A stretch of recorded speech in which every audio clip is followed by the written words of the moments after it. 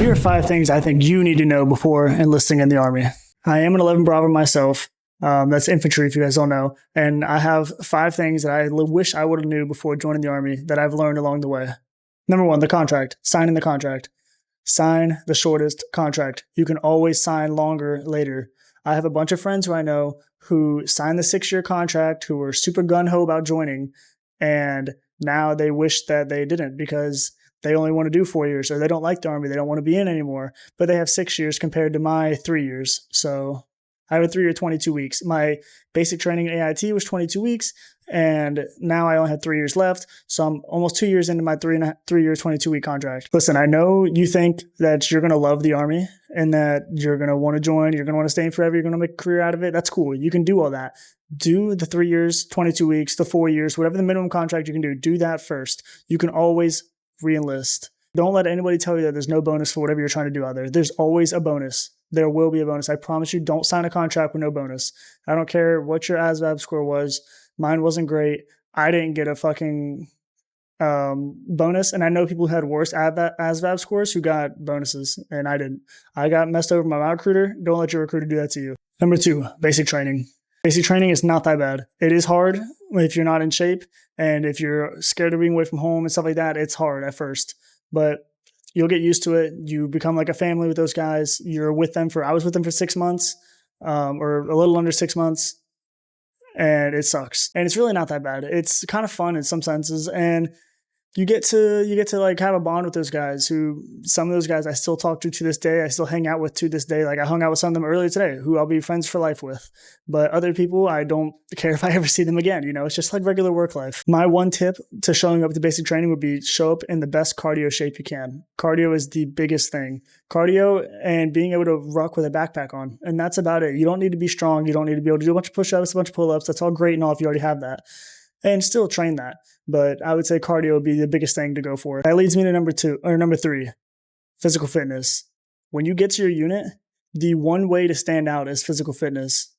If you show up to your unit and you're already right place, right uniform, right time, and you can do physical fitness, you're like your PT stud, that's all you're going to need to have a successful career as an E1, E4 until you become NCO. If you show up and you're automatically like not lagging behind in runs, not falling out of rucks, not complaining all the time, showing up right place, right uniform, right time, you're going to be set. You're going to have a great time. Yes, you're still going to get messed with. Yes, you're still going to get hazed. They say hazing isn't in the Army anymore. It's corrective training now. You're still going to get hazed. You're the new guy. It just is what it is.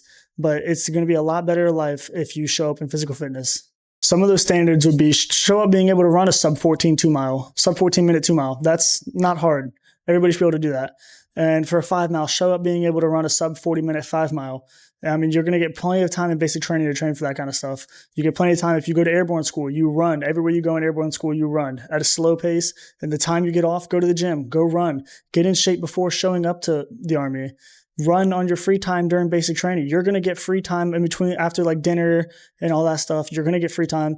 Take that time to run. Take that time to exercise. Don't be one of those guys who just sits in the bay and does nothing. Take this time to get physically fit when you show up to your unit. So the guy who shows up with you who's not physically fit, it's going to be a harder life for him than it will be for you. Number 4, stations and deployments. I have personally never been deployed, but I know a bunch of people who have. And they say deployment, it's yin and yang. You love it and you hate it. You're away from everybody and you might not be in a good place. You might be in a place that you don't really like. But you also get more pay. And you might like the place that you're at.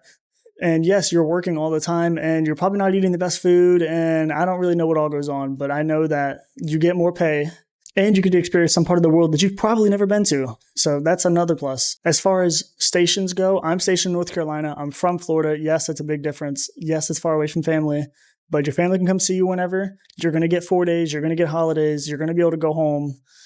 It's not that bad. I always get invited to like Thanksgiving dinners. Even though I go home for Thanksgiving, it's always just, hey man, if you don't have anywhere to go for Thanksgiving or for Christmas, you can come over to my house. Or if you guys aren't doing anything, you can come hang out with my family.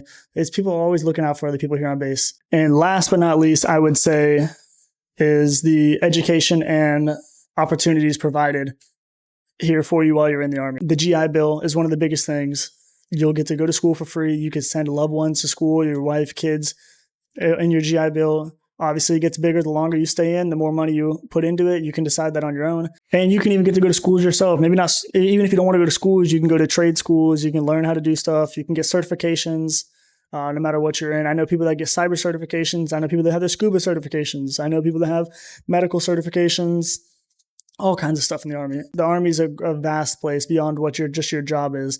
You can get stuff that doesn't even have anything to do with your job. Whatever you want, you can pretty much have. And as far as like, if you're married, you have kids, BAH is an amazing thing. They're going to pay you usually more than what your housing costs. So you have $1,300 a month in rent. I promise you, you're probably going to get paid more than that. So you're just going to get to pocket an extra 100, 200, 300, however much it may be dollars, and use that on whatever you would want. But those are just some tips that I've found out in the Army that I wish I would have knew beforehand. And the biggest one was don't sign the long contract. I luckily didn't, but I have friends that did. Make sure you get a bonus. There's always a bonus out there for you. I promise there is. Even if your recruiter's like, no, we don't have it. I promise you, even if you have to wait a month or two, there's a bonus out there for you. That's all I have. As I go through my Army career, I'll be updating you guys. I'll be making more videos on things that I learned, that I find out, things that I do in my everyday life.